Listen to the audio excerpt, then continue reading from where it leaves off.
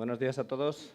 Me toca a mí abrir el fuego hoy y hablar de la desalación, hacer una introducción a la desalación en un entorno de especialistas donde me he encontrado antes con profesores míos, maestros míos en el mundo del agua.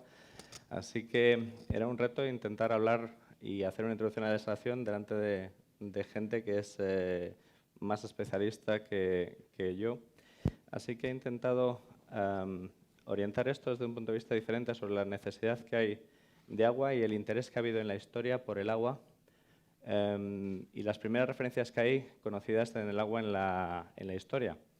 Y curiosamente la primera referencia histórica que hay sobre el intento de desalar agua viene de Aristóteles. Desde la época de los griegos, en el estudio sobre la materia, ya Aristóteles hablaba de cómo el agua de mar estaba contenida por agua y mar y cómo podía ser posible la separación del agua de las sales. Desde entonces, otra de las grandes referencias que había haciendo mención a la desalación es de Kennedy, diciendo que si fuéramos capaces de obtener agua dulce del agua del mar,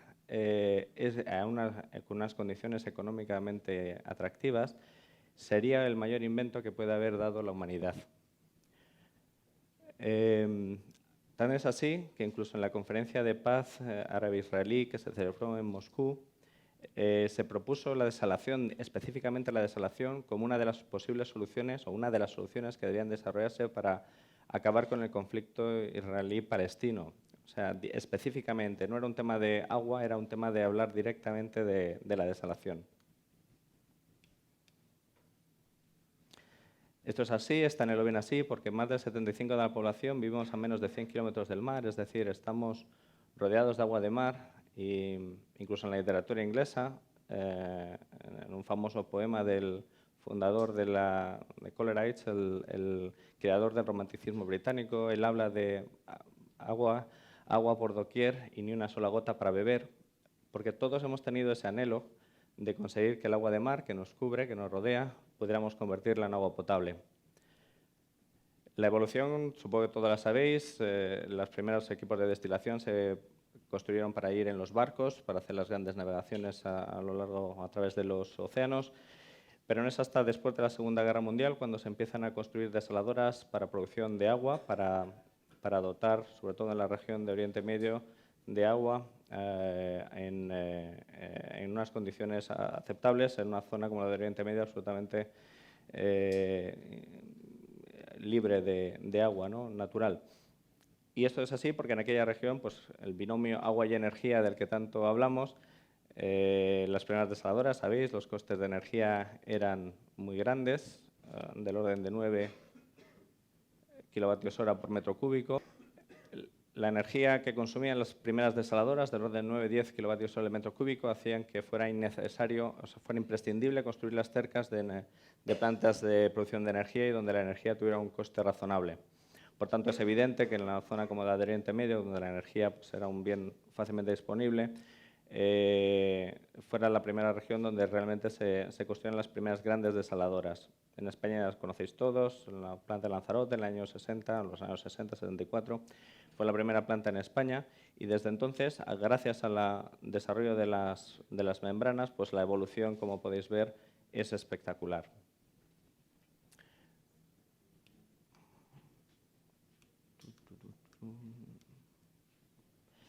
Y esto es espectacular en regiones como la de Chile, como la región de Atacama, que es la región, como conocéis, más árida del planeta, donde no hay otro recurso disponible, donde no se ha necesitado agua nunca y donde hasta ahora eso no era un problema, hasta que ha empezado el desarrollo de la minería y la necesidad de desarrollar un país. Y el agua se convierte en un elemento fundamental para el desarrollo industrial, para el desarrollo minero. Y cuando estás en mitad de la zona más árida del planeta, en mitad del desierto más seco y no hay agua, cosas que aquí nos pueden parecer absurdas, como bombear agua de mar a 50 kilómetros o a 100 kilómetros de distancia para desalarla, pues tiene sentido cuando tienes capacidad para producir un mineral de alto valor, cuando eres una de las regiones más desarrolladas en cuanto a minería en el mundo. En estos países, en Chile concretamente, la desalación ha sido motor del desarrollo minero y, por tanto, de la riqueza del país en los últimos años. Muchas de las empresas que estamos aquí hemos participado en esos proyectos. Algunos han hecho presentaciones sobre estos proyectos en otros foros. ¿Cuál ha sido la aportación nuestra? La aportación nuestra ha sido desde el punto de vista, sobre todo, de la operación, de la optimización. Es decir, una cosa es construir las desaladoras, esto es un trabajo en sí, pero otra cosa es optimizarlas y conseguir que sean rentables de manejarlo. Y esa es la parte en la que nosotros hemos intervenido en estos proyectos en Chile, optimizar el funcionamiento de las desaladoras para conseguir su máximo rendimiento, sus mayores tasas de operatividad y, por tanto, la mayor producción de agua posible al menor coste, que es el objetivo. En estos casos, en los dos que he mencionado aquí de Chile, estamos hablando de desalación, pero aquí voy a aprovechar para ir introduciendo otra idea, que es la parte de la reutilización como actividad complementaria. Estos son proyectos que no son de Chile, estos dos proyectos son de Perú. Aquí lo que se ha pretendido es hacer un aporte de agua a la mina desde plantas de reutilización de agua. Y aquí no es un tema de comparar dos soluciones, es un tema de ofrecer dos soluciones. Por una parte, la desalación, con una buena gestión. Por otra parte, la reutilización como otra fuente adicional de recursos. Y creo que es importante hablar de eso. Por ejemplo, en Aguas de Atacama, lo que se está pretendiendo, lo que se está estudiando, y a cual construirá, en este caso sí construiremos esta desaladora, es aportar agua adicional. Es decir, hacer un ofrecimiento de un recurso adicional para que pueda ser utilizado bien como agua potable, bien como agua industrial o bien como liberador de recursos para otros usos.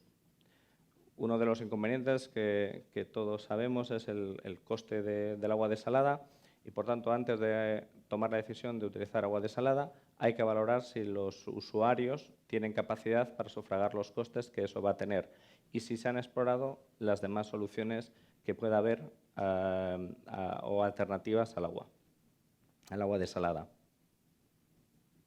En este caso, la idea de este proyecto es proporcionar agua en la ciudad para que la ciudad no tenga necesidad de los acuíferos, porque lo que se está estudiando en Chile, como sabéis, la minería de Chile está en las zonas de las montañas, alejadas de la costa, donde están los acuíferos asociados a esas montañas, y del agua de esos acuíferos baja a las ciudades.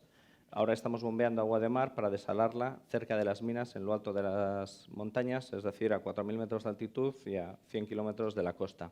El planteamiento que se está haciendo es, tal vez podríamos poner las desaladoras en la costa junto a las ciudades para abastecer de agua a las ciudades y utilizar el agua de los manantiales y de los acuíferos en las propias minas. Al final, la mina pagará la desaladora, pagará el servicio de agua, pero no tendremos que estar transportando agua a 100 kilómetros de distancia con el coste que supone para el país, ¿no? Parece que tiene sentido. Por tanto, cuando se analicen este tipo de soluciones, cuando se hace una valoración del estudio de alternativas, creo que tiene sentido que se haga desde un punto de vista integral y no solo desde el punto de vista de la inversión inicial o de necesitamos construir. En esa línea, vamos a ver la de 3. Hay un ejemplo interesante, es la ciudad de Barcelona, por poner un ejemplo también cercano, no solo de otros países. Barcelona tiene una situación, como veis, el abastecimiento de agua viene de potabilizadoras que están fuera como Cardedeu o Abrera o Sant Joan d'Espí. En el caso de Abrera, ya sabéis que es un proceso de electrodiálisis, en ambos casos hay que hacer una desalobración, no son plantas convencionales. Sant Joan d'Espí tiene una planta de ultrafiltración más osmosis inversa. Cardedeu sí es un proceso más convencional, de físico-químico más filtro de arena. Y esa red habitual, Besós también con ultrafiltración más osmosis dentro de la ciudad, a esa red de plantas convencionales se unió la planta desaladora de Barcelona, la planta del Prat, de la que Aguas de Barcelona formó parte del consorcio constructor junto a De Gremón y al grupo ACS. Y lo que se trató con esta planta es de aportar un recurso adicional de agua potable, una planta que cubría el 25% de la demanda potencial de agua de Barcelona, y es dar la capacidad de tener agua disponible. No es necesario que sea un funcionamiento continuo, pero sí es verdad que es imprescindible tener esa capacidad. De hecho, en el número de agua que tenemos en las manos, ya habla Aquamed de que cerca del 40% de la capacidad de producción de sus desaladoras está siendo utilizada, lo que ya da idea de que, si no un gran éxito del plan agua, si realmente hay una demanda de esa agua, ¿no? La idea de tener distintas fuentes de agua complementarias y hacer una adecuada gestión para seleccionar cuáles son las fuentes de agua que tienes que utilizar para intentar minimizar los costes y maximizar el aprovechamiento, creemos que es una de las claves del éxito de la desalación. Esta es una imagen de la desaladora del Prat y de su capacidad.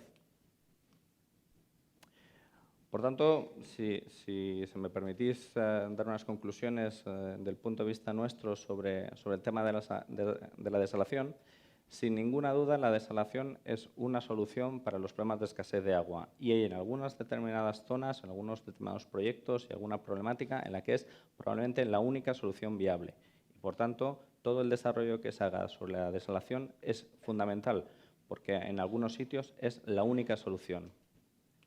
Pero no en todos es la única solución. Hay muchos sitios en los que somos capaces de generar recursos a partir de lo que ya tenemos en nuestro alrededor. Es decir, podemos ser capaces de transformar las depuradoras que tenemos en las ciudades en fábricas de agua que nos permitan generar un agua de calidad suficiente como para ser reutilizada en determinados usos que pueden ser medioambientales, pueden ser industriales o pueden ser de recarga de acuíferos para abastecimiento si es que la necesidad es grande. Hay sitios, todos conocemos el proyecto de New Water en Singapur, proyectos en Holanda, proyectos en África, en los que directamente el agua regenerada de las plantas está siendo utilizada para el abastecimiento. Y sabemos que es un agua de calidad y que con los tratamientos adecuados puede ser perfectamente utilizable como mínimo para el tema de recargas de acuíferos y reutilización industrial. Y adicionalmente a esto, o englobando a todo esto, creemos que la gestión integral del ciclo del agua y que desde la etapa de planificación es imprescindible. Es decir, necesitamos tener un perfecto plan de la acometida de las necesidades de agua para determinar cuáles son las necesidades que vamos a tener y, por tanto, plantear cuáles son las soluciones que debemos dar. Dentro de eso, alguien decía antes que el agua más cara es el agua que no hay. Después de esa, la de agua que no hay, el agua más cara es el agua que malgastamos, que perdemos en las redes de distribución. Tenemos que conservar nuestras redes, tenemos que aprovechar nuestras redes, minimizar las pérdidas, hacer una gestión eficiente y con todo esto conseguiremos dar un 10 o un 15% más de capacidad o de recurso de agua a nuestros sistemas y tal vez eso nos permita valorar de otra forma las necesidades de hacer nuevas inversiones en desalación o en otras alternativas más costosas. Por tanto, esa visión global, esa visión integradora, esa visión desde el punto de vista de la operación a largo plazo, creemos que es fundamental para complementar o para decidir en qué proyectos o en qué soluciones debe de aportarse una planta desaladora como solución. Y esto es todo. Muchas gracias por su atención.